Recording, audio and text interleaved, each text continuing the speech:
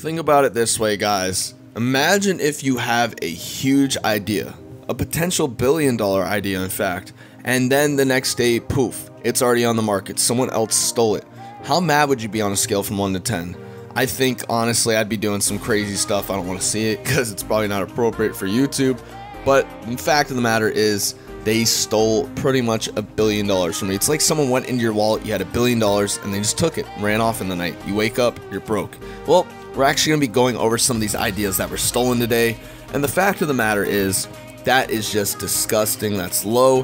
However, it's a dog-eat-dog world. Shark eat shark. You got to fend for yourself. If you see a good idea and other people, have it, you might as well take it. I'm not saying what they're doing is right. However, the fact of the matter that lies here is these billion-dollar ideas were stolen, and we're going to get to the bottom of it. What's going on, guys? JT here with The Wealthy, coming at you with another video. Make sure before the video loads up to leave a huge thumbs up on it. Also, let us know in the comment section down below if you did subscribe. That way you could be entered in this month's subscriber giveaway, where we shout out one lucky viewer who subscribes and comments down below saying they subscribed. Now, guys, let's get into the $9 billion ideas that were stolen. Our first one was the iPhone. Yeah, hard to believe the iPhone was stolen. All of us praise Steve Jobs for being this smart guru of technology. However, he did make a name for himself when he famously stated that Apple has always been shameless about stealing great ideas. But did the tech juggernaut steal a Florida man's designs for an electronic reading device? In June of 2016, Apple found themselves in hot water when Thomas S. Ross decided to sue them for $10 billion for stealing his idea. According to Ross, way back in 1992, he filed a patent for an electronic reading device, a rectangular handheld gadget with a screen. Included with the lawsuit filing are drawings of Ross's original patent. He claimed that Apple's iPhone products are remarkably similar to his technical drawings. Alongside the $10 billion plus in compensation, Ross claims he is owed a reasonable royalty of 1.5% of all of Apple's future sales. Considering that Apple made a region of $200 billion in revenue in 2016, that would mean an extra $2 for the $1 billion that he would earn or so a year on top of the payout.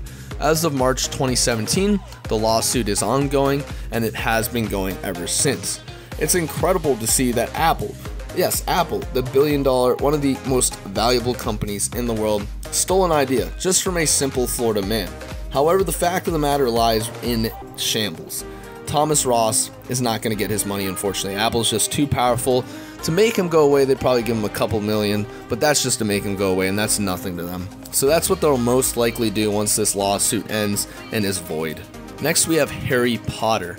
Following the worldwide success of the first Harry Potter books, did the pressure to make an even better fourth book lead J.K. Rowling to steal some plot ideas?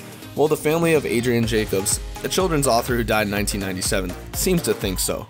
In June of 2009, they tried suing Rowling's publishers, Bloomsbury, for about $600 million, accusing J.K. of plagiarizing substantial parts of his work in the writing novel Harry Potter and the Goblet of Fire. In a statement, the Jacobs family claimed the scene of the Goblet of Fire was significantly similar to Jacobs' 1987 book, The Adventures of Willy the Wizard, Livid Land. They said both Willy and Harry are required to solve a task as part of a contest, which they achieve in a bathroom assisted by clues from helpers. Rowling criticized the claims as not only unfounded but absurd. She said she had never even seen or read The Adventures of Willy the Wizard. In July of 2011, the case was dismissed after a trustee of the estate of Adrian Jacobs failed to meet a deadline for paying the first stage of $1.8 million into court as security for costs. I mean, at this point, if you're paying $1.8 million in court for some security, it's not worth it. Trust me, it really isn't worth it. Even if you're going for about $600 million more of that money, it just isn't worth it. You're giving up too much money, and the chances of you winning that case, because J.K. Rowling, let's be honest, she's a national treasure. She's wrote one of the most infamous book series and movie series of all time in Harry Potter, and it's just not worth it. You're gonna lose that case, and you might as well just surrender. At least do a deal under the table where, JK, even if she did steal it, you can be like, hey, we know you stole our idea. We don't want to bring this to court, however. Just give us about $10 million and we'll let you keep it. And at that point, JK is probably willing to give up a small fortune of her humongous fortune, as she's worth so much more than that. It's insane. Here we have Uber. Another day, another Uber controversy. The multi-billion-dollar transportation network company and its CEO Travis Kalanick just can't keep out of the headlines. But did Kalanick even invent the concept of Uber in the first place? Entrepreneur Kevin Halpern doesn't think so. Halpern, the founder of a similar startup called Celluride, sued Kalanick for an eye-watering $1 billion in 2015. He claimed that he shared the ideas about a GPS and a cell phone-enabled taxi call-up service with Kalanick in 2006, and that Kalanick stole his idea to create Uber. The lawsuit was also accompanied by a 12-minute video aptly named Grand Theft Uber, which laid out the charges of Uber insiders taking Celluride's ideas.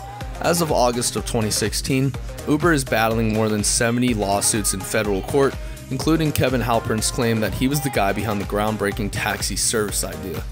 Well, guys, little spoiler alert, Halpern did not end up winning that suit, and he didn't get the $1 billion. However, he did get a compensation fee of a measly $500,000. I mean, that's still a lot of money, but still, $500,000 to $1 billion, that's just an insult and a kick in the groin.